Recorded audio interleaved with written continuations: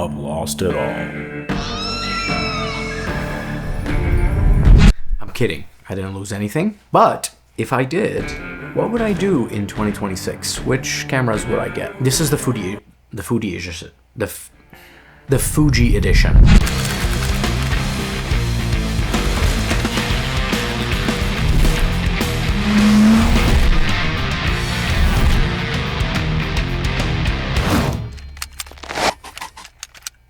Here are 3 different Fuji cameras that I would consider today if I were to start again from scratch and want to buy into a system. I've worked as a professional photographer and videographer for a very long time, over 10 years, and I primarily shoot Sony. This is not an in-depth review of these cameras or comparing all of them in that way. I've just chosen them because of their value. What I know from working professionally would matter if you wanted to go in that direction. I do own the Fuji X-M5, which I do love, and it is a part of the 3 that I'm going to be discussing. For each of these cameras, I'm going to tell you who should buy this and who should stay away from it. My first choice on the list is the least expensive one, and it is also probably the most controversial one on the list because it is missing one very big element for a lot of photographers, which is the viewfinder. And that is the X-M5. This is one of the cheapest modern Fuji cameras that is a great entry level for the Fuji system of interchangeable lenses. It has 26 megapixels of image quality. It has the current processor with subject detect autofocus. It is extremely small and light. It is great for somebody transitioning from a phone camera that wants something a little bit more powerful and takes better pictures, really. It has the film simulation dial, which is awesome. It has a fully articulating screen, and it has much stronger video capability than most beginners would actually expect. With that said, it is lacking the viewfinder. So some photographers really prefer this, and it is helpful, especially shooting during sunlight, where you want to compose the shot with, a little bit of clarity, where the screen isn't as bright. So you have to be comfortable composing with the screen. Who should buy the X-M5? A new photographer starting out, it's a great system. Somebody that is a travel and family photographer, a YouTuber, content creator, somebody that wants both photo and video, and somebody that prioritizes weight and price. Who should avoid this camera? Someone that prefers the viewfinder, someone that's going to be shooting a lot during the daytime where it's really bright, aspiring event professional that wants to have better ergonomics and a dual card slot for backup.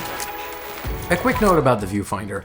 Some of the old school professionals will tell you if it doesn't have a viewfinder, it's automatically out of the list. Not a good beginner camera.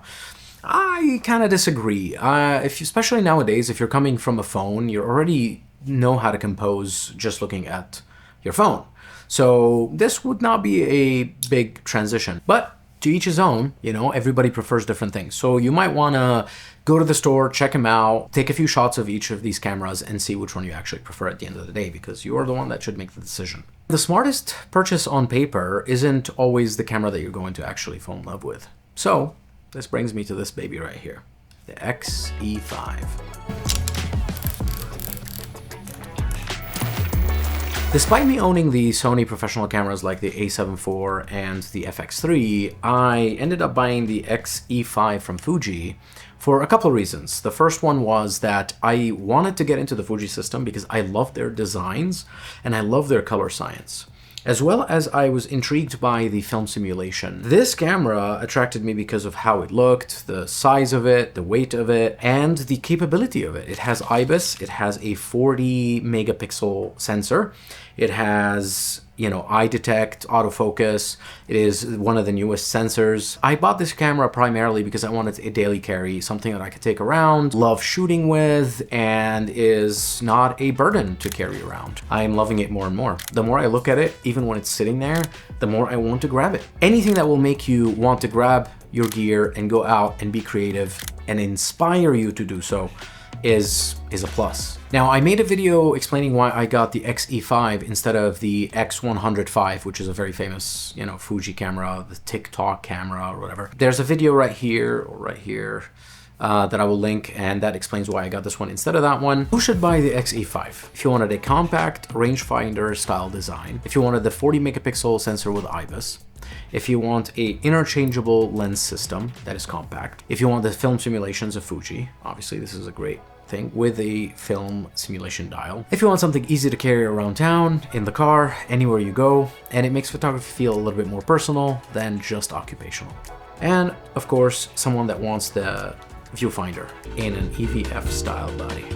This is why I bought my X-M5. The Sony equipment that I have is great for my professional work, but I wanted something that is more personal, that is always by my side when I'm out there, walking in the streets, shooting, going out with family, going on trips. Who shouldn't buy the X-M5? Someone that wants the dual card slot. Unfortunately, this does not have it. It has a single SD card. Someone that is going to be shooting in rain and difficult weather a lot. This is not weather sealed, unfortunately. Need a larger body for video with better ergonomics, also that can handle bigger lenses. Someone that shoots a lot of sports and needs to capture fast motion. This isn't necessarily the highest frame rate camera. And it's also pricey. It comes in at about $1899, $1,900 US dollars at this time with the lens. It's a little pricey for a everyday camera. Which brings us to the third one on the list, which is the more pro-choice and probably the better value for the money, the X-T5.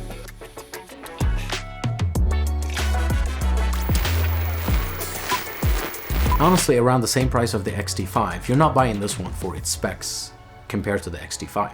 You're buying it because you want something that feels good in hand, that looks beautiful, and you enjoy shooting. If I were starting with the intention of eventually photographing weddings, portraits, or events professionally, I would choose the X-T5. It has the 40 megapixel sensor with IBIS, inner body image stabilization.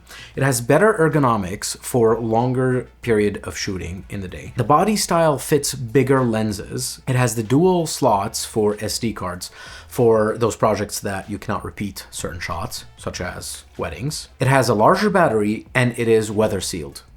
And it still offers the classic Fuji experience, such as the film, simulations, and the beauty of Fuji. Now, who is this not for? Somebody that wants a genuinely pocketable size camera that is for every day. Someone that is going to use a prime lens most of the time and is not going to take advantage of the bigger body balance with a bigger lens.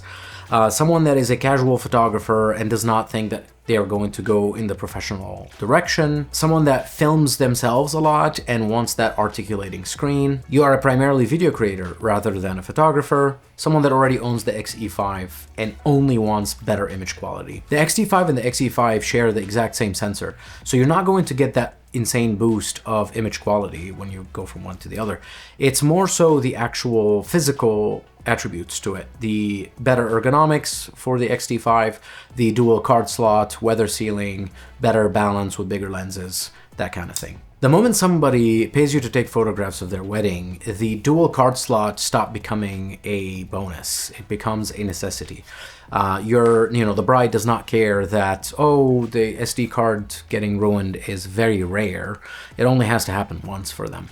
So dual card slot become a very important aspect of photography in a professional setting. Which one would I buy if I was starting out today?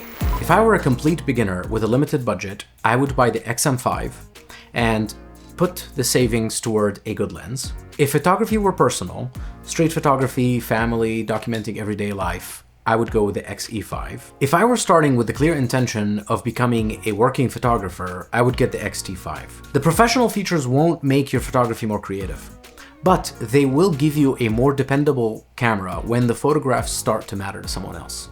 The mistake isn't choosing the wrong one out of those three. It is paying for a professional camera when you actually need an everyday camera, or getting a lifestyle camera when you actually need a dependable working tool. So make the right choice. I'm gonna make another video just like this one for the Sony system. I've been a professional Sony shooter for a very long time, so this is something that I heavily depended on for professional work. So if I were to start again and buy all Sony, which cameras would I get? Would I get the same ones I have now or something completely different? Comment below if you are a beginner photographer, or are you intermediate, or are you professional? Are you a beginner wanting to become a professional? Are you looking for a camera that can do both? Just let me know. And thank you for watching. Subscribe if you want to subscribe, and like the video if you like it. And thank you for watching again. See ya.